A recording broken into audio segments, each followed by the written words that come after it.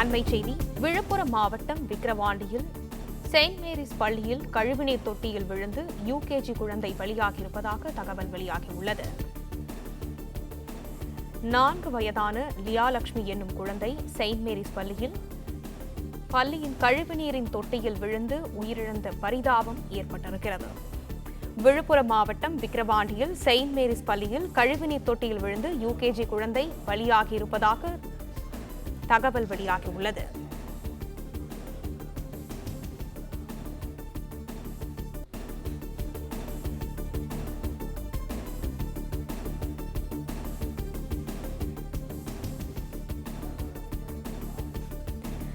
பள்ளியின் உணவு இடைவேளையின் போது வகுப்பறையிலிருந்து வெளியே வந்த குழந்தை லியாலட்சுமி கழிவுநீர் தொட்டியில் விழுந்து பலியாகியிருக்கிறார்.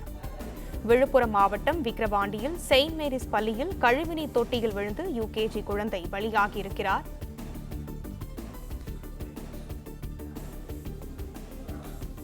இதை பற்றின மேலும் விவரங்களை எமது செய்தியாளர் ஜோதி நரசிம்மன் வழங்க கேட்கலாம். ஜோதி நரசிம்மன், வணக்கம். விவரங்கள் என்ன பகிரலாம்?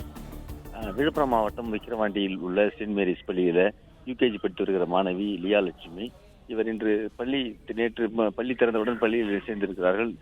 இந்த நிலையில் அவருடைய அப்பா டெய்லர் பழனிவேல், அவருடைய மகள் லியாலட்சுமி பள்ளியில் படித்துக் கொண்டு உணவு இடைவேளை 12 மணிக்கு மேற்பட்டிருக்கிறார்கள். இந்த நேரத்தில் அங்கு பள்ளியில் இருக்கிற கழிவுநீர் தொட்டி வளாகம் திறந்த நிலையில் உள்ளதால் தவறி விழுந்து அந்த உயிரிழந்திருக்கிறார். உடனடியாக அவரை முண்டியம்பாக்கம் மருத்துவக் கல்லூரி மருத்துவமனை அழைத்து வந்து சிகிச்சை செய்யும் பொழுது அவர் ஏற்கனவே இறந்து விட்டதாக தகவல் தெரிவிக்கப்பட்டிருக்கிறது.